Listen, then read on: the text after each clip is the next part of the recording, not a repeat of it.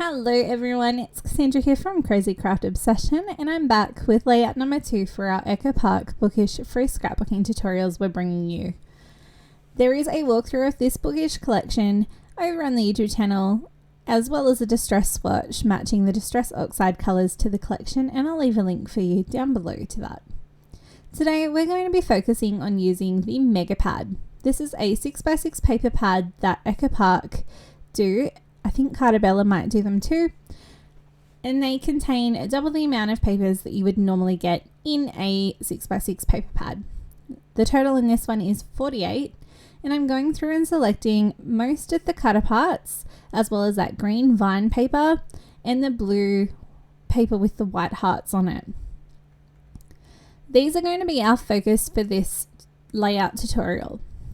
Over the years, I've gotten a lot of feedback on how difficult 6x6 paper pads can be to use for people, so I thought we would focus on that for a few layouts. This one in particular makes a grid style layout, which is perfect for scraplifting over and over again with different collections. What I'm going to do is take my mini guillotine trimmer by Tim Holtz and trim down the cutter parts, selecting a few cutter parts of different sizes, widths and styles to use on my layout.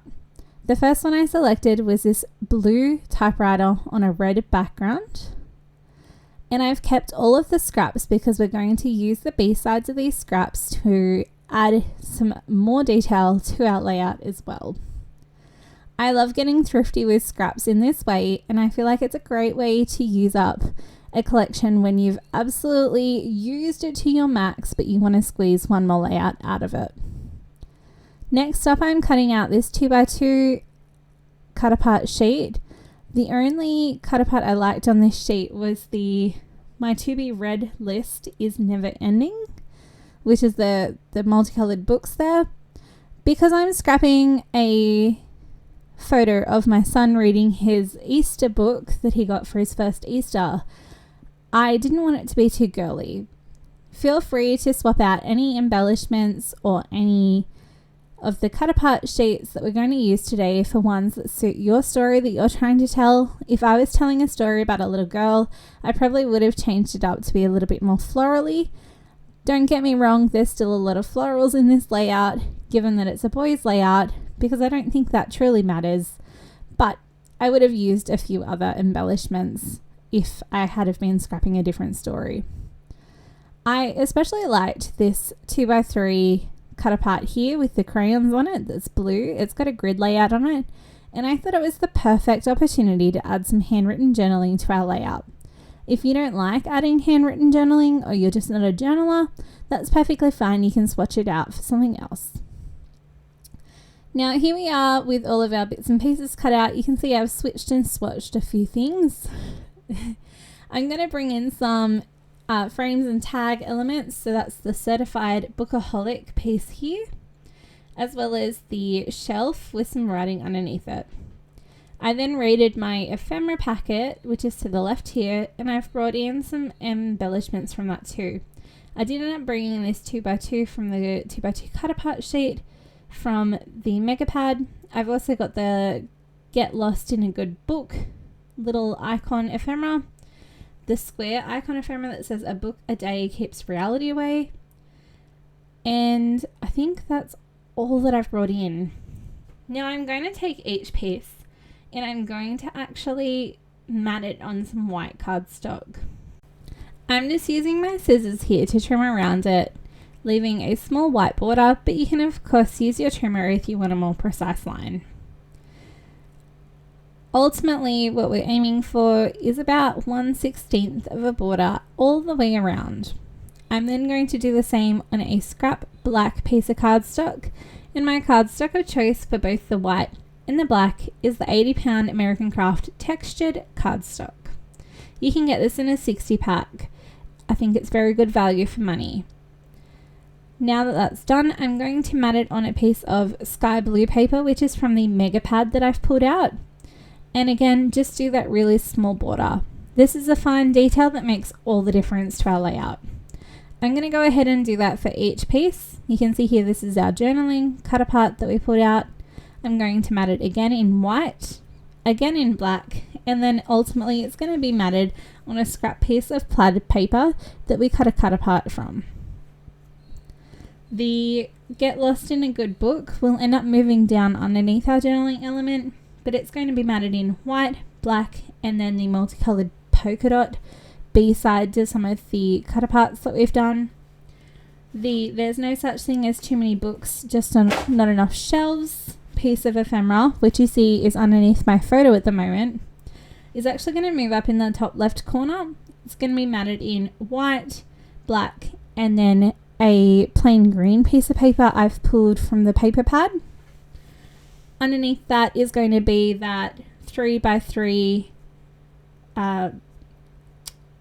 scripty writing piece of pattern paper that's left over from a cut apart, and it's matted on white, black, and then the plain green as well from the paper pad. Underneath that is going to be my to be read is never ending 2x2 cut apart. It's going to be matted on just black because the outline of it is white, and then it's going to be matted on the vine green pattern paper from some of the cut aparts that we ended up cutting up. Then we've got the yellow typewriter you can see here from one of the cut apart sheets. It's going to be matted on white, black, and then the scrap checkered piece of paper. Moving to our photos, I've got a 3x4 photo matted in white, black, and the green vine pattern paper. My other photo that's sitting a little bit higher and to the right of that is on white, black, and a yellow B-side pattern paper. Underneath that is the scripty writing again, which is 2x3, and it is matted in white, black, and the sky blue. And then finally underneath that is the certified bookaholic piece of ephemera, which is just matted on black because the background is white, and it's on the multicolored dot piece of pattern paper that we had left over from the cut apart. I hope that makes perfect sense, but you can pause the still photo at the end or have a look at the blog and you'll see what pattern papers I've used. Ultimately, I just wanted a good mix of each. Now that that's done, I'm going to be sticking them down in place. You can see that a few of them had moved from their original position, but if you just followed me in what I just said, it's the final position there. I have had to throw a heart emoji in the mix here, and I know it's a little distracting, but I forgot to cover up the photo of my little man here, and due to putting this on the internet, I don't like to expose his face, so I do apologize for that. I'm just using my ATG gun for all of this sticking down at the moment. I do switch to my liquid glue just to make it a little bit faster, and because my ATG ran out of tape halfway through the video, but either liquid glue or double-sided tape is going to work for any of the things that you're sticking down on this layout today because we're not using mixed media. You can see here I'm just trying to line them up. Some of them go really close to other things, others there's a gap. It really doesn't matter because it's a skew-if grid layout, and the main thing that draws your eye into this layout is the white and black matte that we've done on each element. I think it's a really cool way to add some details. Talking about details, we're bringing in some ephemera now. This is from the sticker sheet. It's that stack of green, yellow, and blue book. Then I'm bringing in the book that's open that says Escape into the Pages of Another World. I'm also bringing behind that, it's kind of like an index card, and I'm just using that as a landing piece for the rest of the ephemera that's going to go on.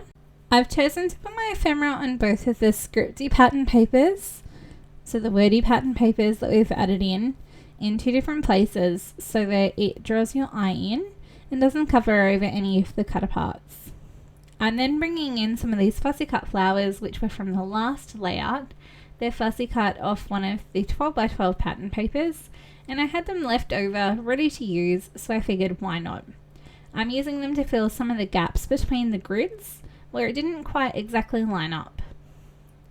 Now I'm sticking down all of my elements on that top piece. I'm also bringing in a tiny word sticker from the sticker sheet, and it says face in a book, head in the clouds. I thought that was really cute.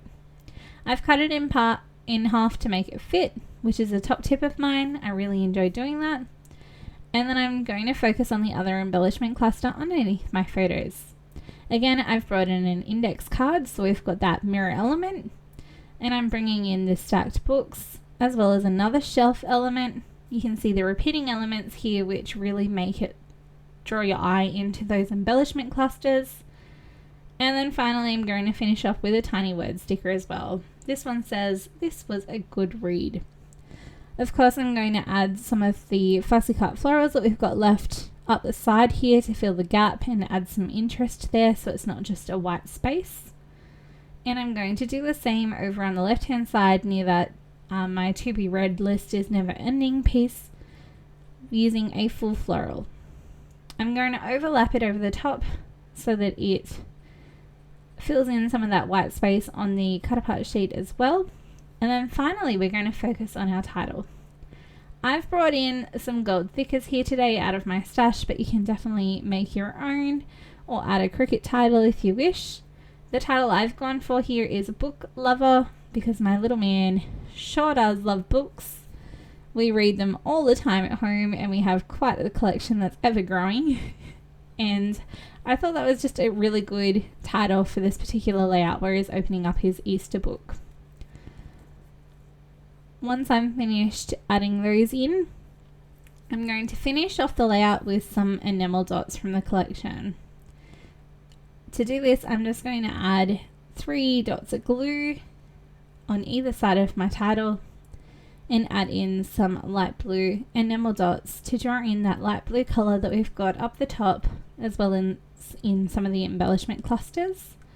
If you've swapped your ephemera around and another color might be a little bit scarce on your layout that you'd like to swap those enamel dots for, and that's perfectly fine. This is going to finish off our layout. I hope you like it. It's a great way to use your cut apart sheets in your 6x6 mega pad. And stay tuned for our next layout that will be revealed soon. Have a great day, guys. Bye.